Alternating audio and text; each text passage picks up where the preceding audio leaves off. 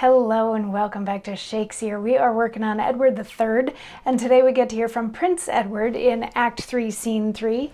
So this is the scene where the two armies have sort of met on the battlefield, and the people, like all of the soldiers and that sort of thing, aren't so much involved in this. This is the moment where the two leaders, King Edward and King John of France, come together to have a little bit of a chat before the battle starts, before the real battle starts, because obviously the English army decimating the French countryside on their way to where they are now doesn't count as real war. But King Edward and King John exchanged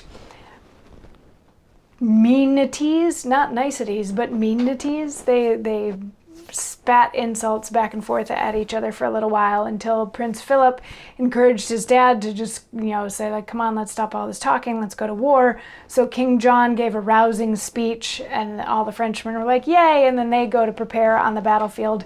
And King John then turned his attention to his side where he's like, all right, let's go do this, but first let's knight my son. So they bring in armor and a helmet and a shield and a lance and all this stuff, and they bestow it upon Prince Edward with these blessings that he should be strong and valiant.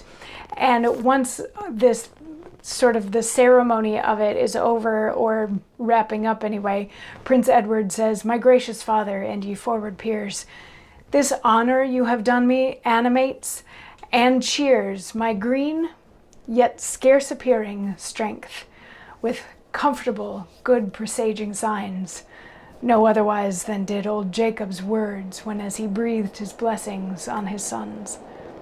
These hallowed gifts of yours, when I profane or use them not to glory of my God, to patronage the fatherless and poor, or for the benefit of England's peace, benumb my joints, wax feeble both mine arms, wither my heart that like a sapless tree I may remain the map of infamy.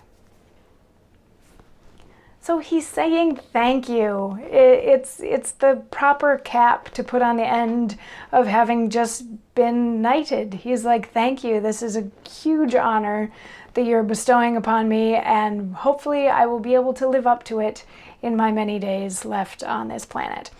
And then King Edward is like, all right, there we go. So you've been knighted, so you're going to lead those troops, and you're going to lead those ones, and I'm going to go this way, and okay, let's go to battle.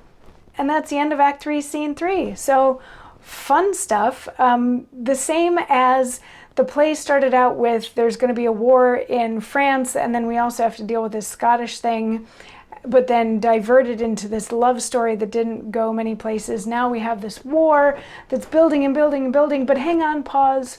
We have to pause for a little human moment and put in the knighting of Prince Edward before we can actually get to the fighting. So just interesting in terms of pacing and the things that Shakespeare wanted to call out.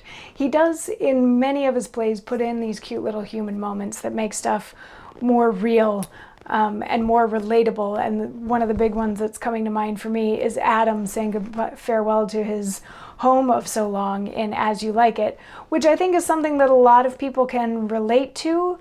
Maybe not as many people can relate to the honor of being knighted, but there's a few that can. Sir Ian McKellen, maybe.